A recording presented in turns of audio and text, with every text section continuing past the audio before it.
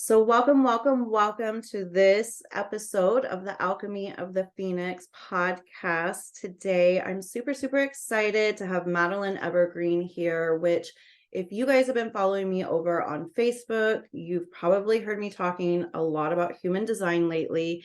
It's been something relatively new that I've been getting into, and I've become quite obsessed with it. It's been pretty profound. And so to have Madeline here, who is an expert in her field, talk with us today and talk with me today is really exciting. So a little bit about Madeline.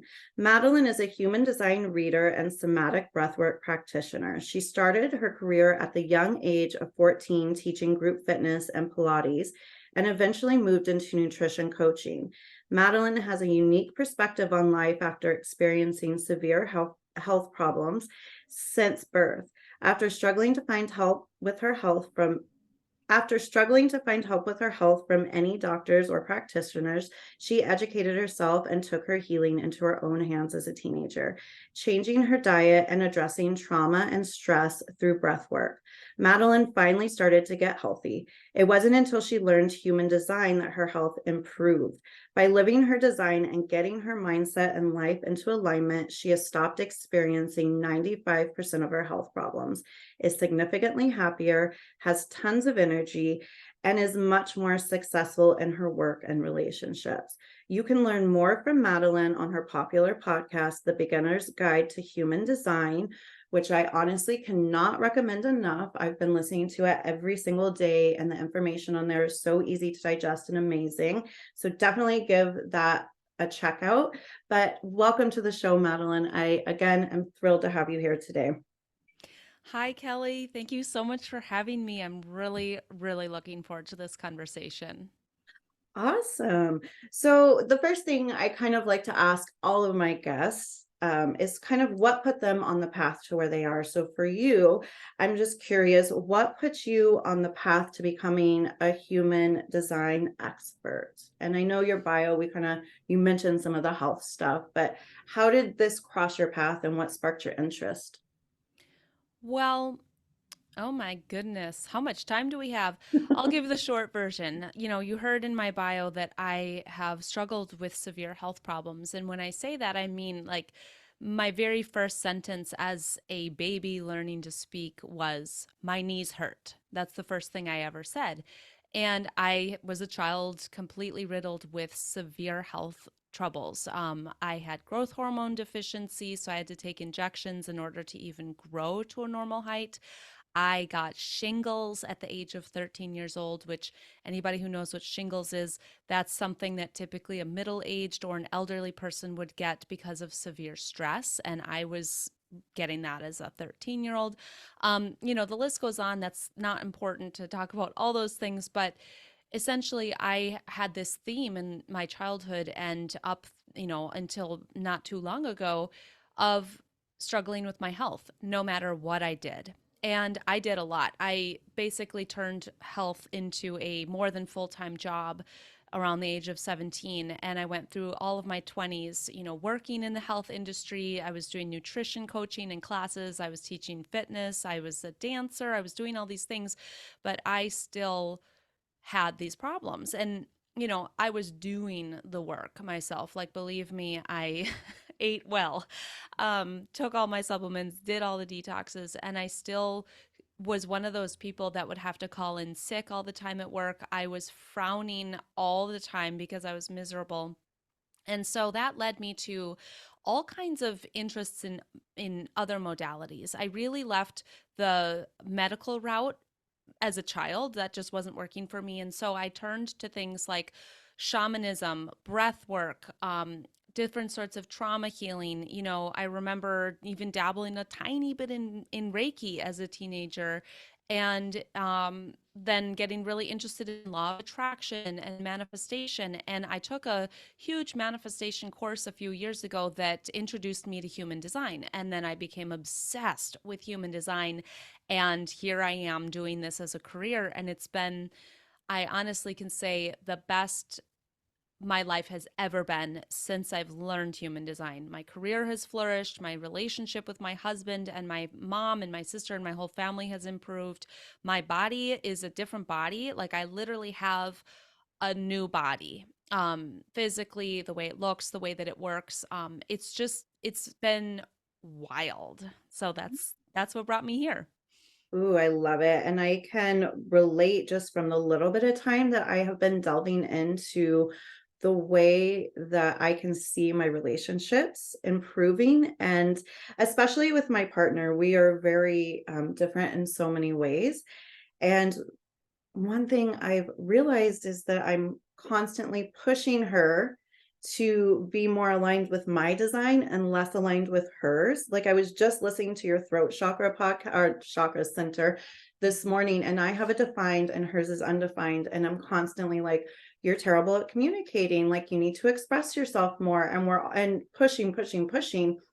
And I was talking to her on the phone this morning. She's visiting family. And I was like, I need to stop doing that. I've realized, like, and just accept that you are going to express yourself in different ways that maybe aren't as vocal. So it's really helped me to look at someone's chart and then realize, oh, this is why, they are this way. And so I just need to accept this as them being who they are and get over it. Like she's never going to communicate like I do. So let's just get past that and start communicating in the best way that we will together. So I can really see how learning about human design can help improve relationships, and even the relationship we have with ourselves, because it's called me to a lot of self acceptance as well.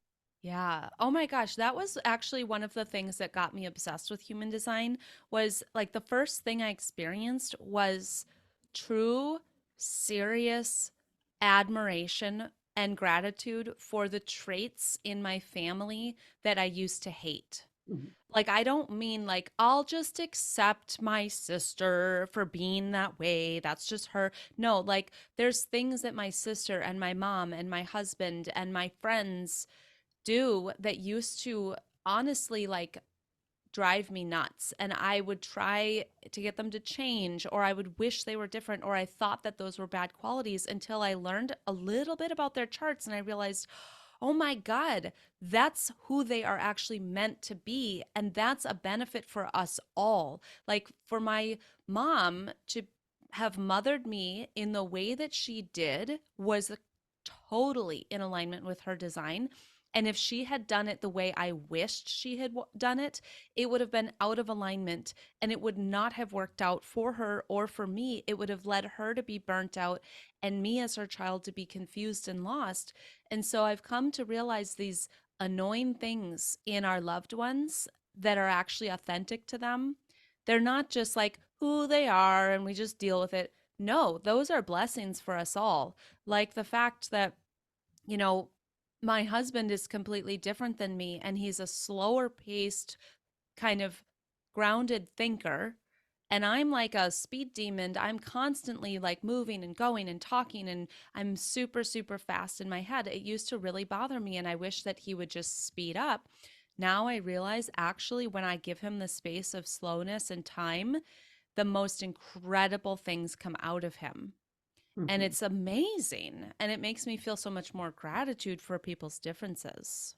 Absolutely.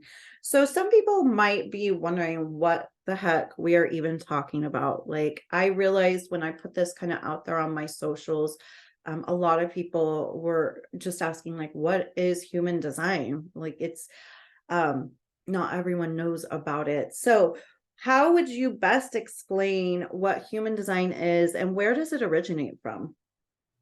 Human design is basically a user manual for you. Like everybody gets their own user manual. So imagine that the moment you're born, you pop out of your mom and somebody comes down and hands your parents the user manual for their new baby. And what I'm talking about is like, how does your energy work? What's your personality like? What are your gifts and your strengths and the qualities that you're meant to use in this life?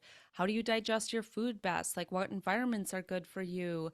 What does fear mean for you? How should you be speaking up or not? Like all kinds of things that we all easily get conditioned around. A really big piece of human design is actually removing the conditioning of the world, or removing all of these lessons we learn, all of the shoulds that we get, all of the societal norms that we don't know, is that right for me, or am I just people pleasing? It's removing all of that and just distilling down to who are you actually in this lifetime. And it's made up of a number of different modalities. So it's kind of a combination of the I Ching, the chakra system, the Kabbalah tree of life, and astrology. So it's actually very, very, very scientific and mathematical. But you can bring spirituality into it as deeply as you want, or you can keep it extremely logic based, if that makes any sense. Absolutely. With me, because I am so spiritual, I tend to always have that spiritual lens. And the best way that I've come to understand it thus far is I think of it as our ultimate soul contract, the contract we made before we came here, like to agree what gifts am I going to bring? What is my purpose going to be? And so that's kind of how I've put those pieces together. But as you said and mentioned, it's not a spiritual modality, a spiritual practice, anything like that. So it can benefit anyone, and you can be a spiritual and non-spiritual, which I really think is wonderful, because that means even more people are going to open up to it. So what can we learn about ourselves, which we saw, which we've already kind of touched on a little bit, and others from looking at a human design chart, which I can already say, if you've never looked at one, you are going to probably look and be like, what the hell is all of this? But once we kind of start breaking it down, what can we learn about ourselves and others by looking at our chart? So much. I always tell people that, when I do a one on one reading, it's like an hour long. I could probably talk for 12 hours straight about one person's chart, maybe even more. So, a lot. But some of the biggest, most juiciest, beneficial parts are to learn your energy type. And there are 5 different energy types in human design. If anybody's listening and you've ever heard someone say, "Oh, I'm a generator," or "I'm a projector," that's those words. And the energy type is not your personality, it's how your energy is supposed to work. So I want everybody listening to just think to yourself, like, have you ever been super, super pumped up and energized, and you're like, why am I so energized? This feels so good. I wish I was this way all the time. And then the next day, you're so unmotivated and tired and exhausted, and you feel so burnt out, and you can't really put your finger on why. Or like at work, you feel awful, and then you hang out with your friends and you feel amazing. And I mean, like energetically, like you have a lot of energy or not a lot of energy. Well, it can be kind of difficult to figure out how your energy is supposed to work without looking at your human design. You can absolutely figure it out over, decades of self experimentation and examination.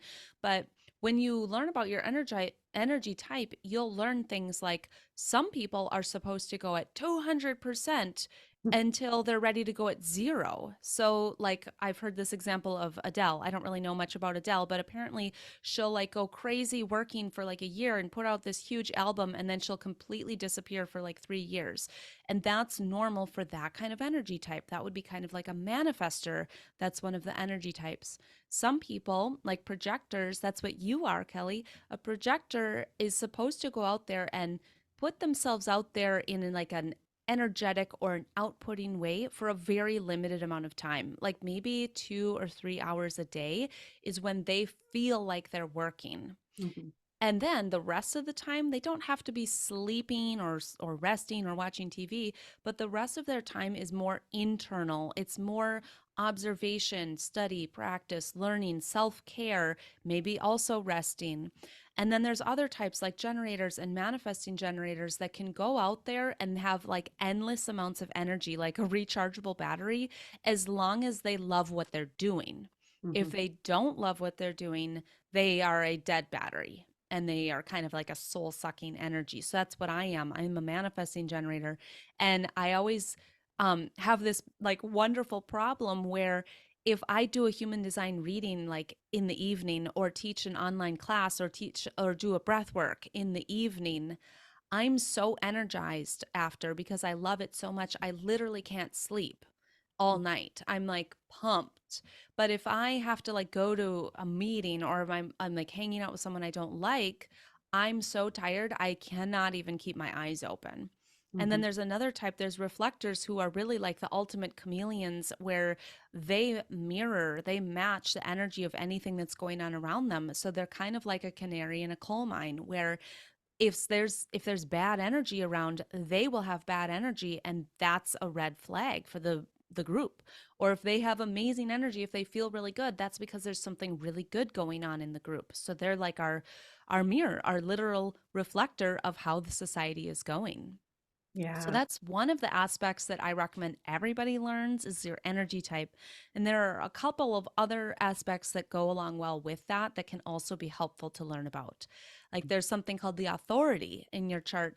And the authority is that one voice in your head that you are actually meant to listen to when making decisions. Mhm. So think to yourself, like, have you ever tried to make a decision and you have so many voices in your head telling you different things? Like your logical side is telling you don't do it because that's stupid, and then your heart is longing for you to do it, and then like there's this other voice in your head that's like, "Oh, I secretly, want to do it, but I wish nobody knew." Like there's all this chatter.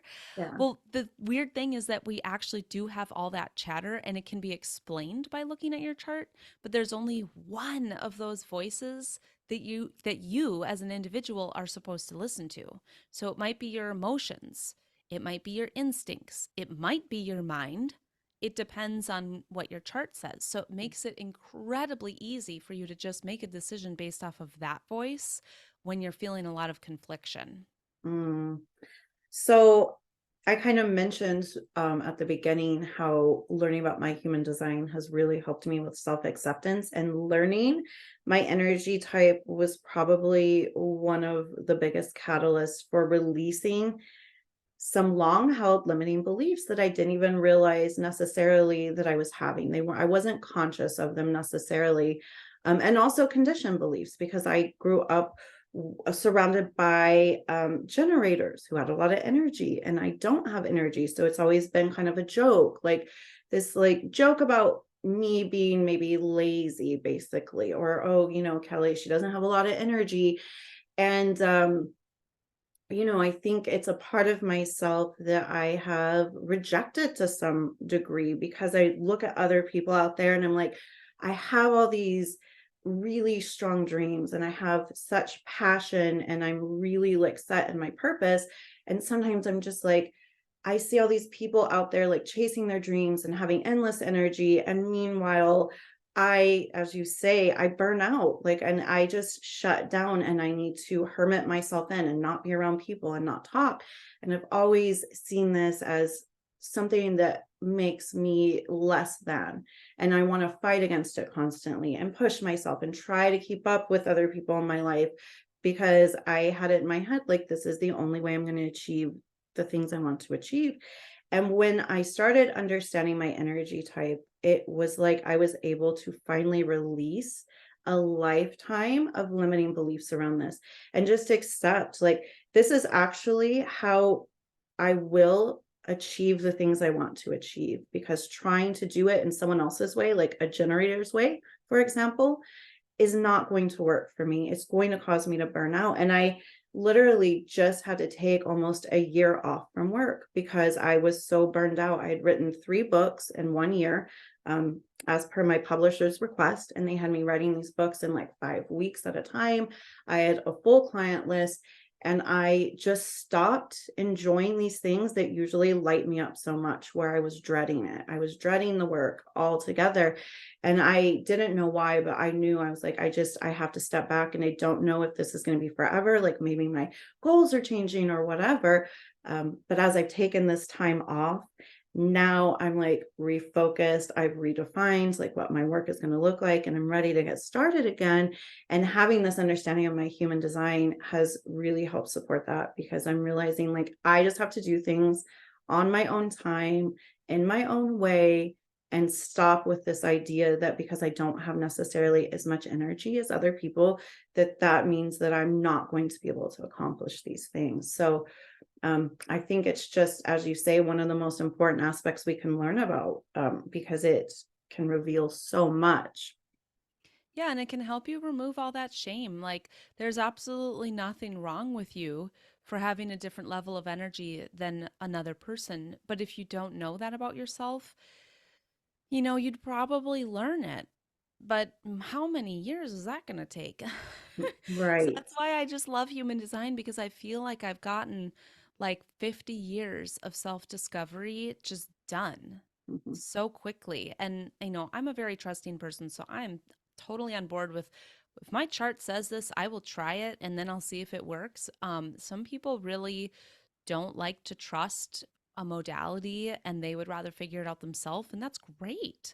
But it does take longer, just to do it the like life way, like just Mhm. on, without the chart.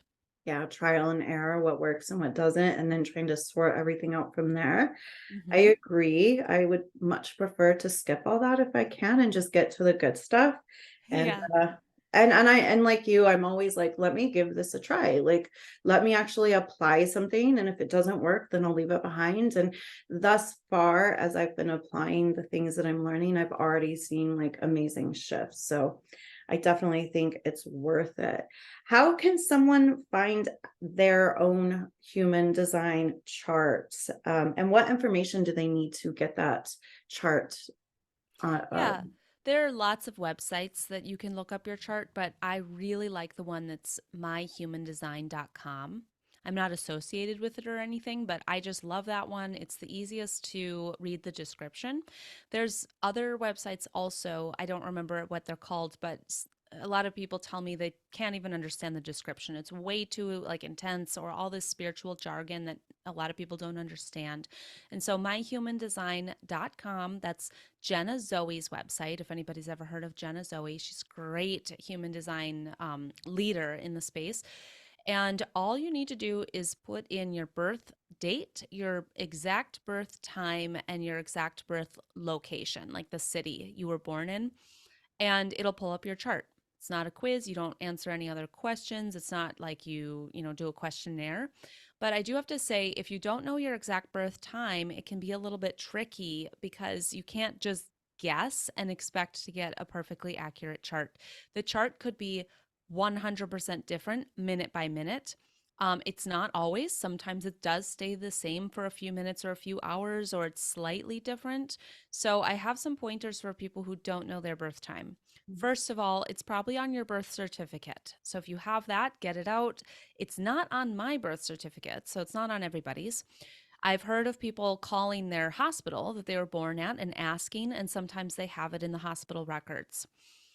If you can't do any of that, you could ask your mom. And if she says something like, "Oh, I don't know, but it was early in the morning," then you can say, "Okay, great. Like, are you talking like 2 a.m. or like 6 a.m.?" Somewhere in between there. I don't know, maybe like 4. So if that's where you're at, then you could look up a bunch of charts between like 2 and 6 a.m., like maybe every hour or every 15 minutes between that time. And if they're all totally different, then you're in a little bit of a tricky spot. But if they're all really, really similar, look at them and kind of compare and pick the one that you think is probably you. mhm, Or just pick out the aspects of all those similar charts that are the same. Like if they're all saying you're a projector, then you know you're a projector at least, and you might not know all the other nitty gritty details. mhm, If anybody here wants to use a pendulum, go for it. That's what I do a lot. That's what I did for myself because my parents thought they knew my birth time, but it's not recorded anywhere. So I confirmed with a pendulum, and I had other people that know how to use pendulums do it separately, and we all came up with the same answer. And if you don't know how to use a pendulum, I know you can look up YouTube videos to find out how to use one. And then I don't even know what this service is called, but I've heard that there's some kind of like really amazing astrologers or mhm, somebody who can actually find your birth time. Do mhm. you know about that? Yeah, I do. I was going to actually mention that as well because I had an amazing astrologer on the show. And at the time, I didn't know my birthday. I've just recently been able to get that information. So it was Your keeping birth me. date? Oh, I'm sorry, my birth time. Oh, No, I okay. know my birthday, my birth time. And at the time of the interview with him, I didn't have that information. It's been very recent that I've been able to get it. And he was explaining the astrologers, they work backwards somehow, basically. And it's pretty complicated. So I don't know all the ins and outs. but a very educated, seasoned astrologer can somehow look at certain aspects of your chart and literally work backwards and come up within, he said, about a 30-minute time frame of like your date of birth. So I was at some point thinking that was probably going to be what I was going to need to do. So yeah, that's another great option. Cool. I agree for people. So talk a little bit with us about like what services do you offer around human design? How do you kind of usher all of this knowledge and wisdom that you've gained over years of study to help others? Well, my favorite service that I offer, if you want to call it that, is actually my podcast. I have a podcast called The Beginner's Guide to Human Design, and I thrive teaching beginners. I love being a teacher. I've been teaching since I was 14 years old, all different types of things. I started with weightlifting, um, but I've always loved beginners. And it's fascinating to me because my chart actually shows that I see the world through the lens of a beginner's mind. And so now I understand, oh my God, that's why I love working with beginners. And of course, I work with advanced people as well, and people of all different levels. And some people have continued working with me for years, and so they're not a beginner. But I really do hone in on the basics. And so if you're a person who doesn't know anything about human design, or you've been trying to learn but it's complicated, it's not sticking in your head, you're not really getting it, then start with the very first episode of the Beginner's Guide to Human Design podcast, and it's going to help you to learn the most important things in a language that you can actually understand, as long as you speak English. Like language, I mean, I'm not going to be ripping off human design terminology really fast like a lot of people do and can't keep up. I also do one on one readings, which are not for everybody. And so, if you are the kind of person that wants to talk one on one in depth about your life, and you want to know a lot about your chart specifically and how to put together the different pieces, then a one on one reading is a fantastic thing to do. And I even have people who come back and do a couple of them. After maybe a year or a few months, they'll come back and do another one to go a little deeper. And then I also teach all kinds of different online workshops and classes and groups. By the time this podcast comes out, we'll be right in the middle of one. And so you guys can just stay tuned for what's coming in January. But I do a lot of group coaching. I absolutely love groups. Oh my gosh, groups are my favorite. And so I specialize in these groups on helping you to execute your design. Use my podcast as a source for learning. Like Mhm. that's the knowledge, that's the learning. Take it at your own pace. And then if you want help actually living your design, like working through conditioning and actually doing it for real, that's when you would want to do a reading or get inside one of my groups. I don't really offer huge educational programs because you can get this education lots of places, books, podcasts, all over the place. It's very easy to get basic education, but Mhm. it's very difficult to actually live your design because you think you get it. Like you read a book or you listen to a podcast and you're like, oh my God, that's so me. Oh my God, this is so liberating. And then you walk out of the room into the kitchen and there's your husband triggering you, or your kid is doing something and you're like, ah, I don't even know how to be my design when Mhm. I'm this triggered. Or Mhm. I don't even know what to do when somebody's wanting me to act a certain way and I'm like, I'm stuck, or I'm in a job that I truly despise, but I can't leave, or all kinds of things. Like, how do you navigate that? And so that's what I help people with in the groups and in the readings, the one on one readings. Ooh, I love that. I always tell people or ask people, like, what is the difference between knowledge and wisdom? Because I feel like so many of us have the knowledge, and even with human design, like, there is so much out there. It is really easy to get the information, but wisdom is when we actually apply that knowledge to our lives and let it benefit us in some way. So it sounds like you offer a great support and helping to people to actually apply this knowledge in that way. So I absolutely love that. So the final question I have is I just would love for you to share with us where people can go, where my listeners can go to book a reading with you, learn about what you're offering, because I'm sure after listening to this, people are going to be dying to learn more about you and your readings and your workshops and all the great stuff that you're offering. So, what's the best place for people to go to do that? The best place to kind of get into my world is on Instagram. You can find me there at healthy underscore Madeline.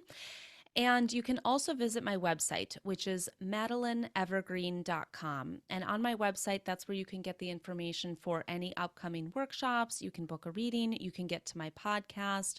You can even see my breathwork workshops that I have. We don't need to touch on that, but that's available. So those are the two places. And on my Instagram, I do love to put out a ton of bite-sized little lessons. And so if you're the kind of person that just wants to know like a little blip of education about your design, like in 30 seconds, go there. I have a ton of that, and it's really easy to learn that way. Awesome.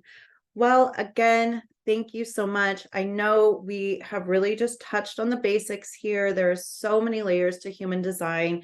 And so, for the sake of not having this be a 5 hour podcast, I've kind of just designed questions to touch on the basics, but I do plan on having more podcasts on this topic to go a little bit deeper. But I really appreciate you coming on, sharing your wisdom, your knowledge with us.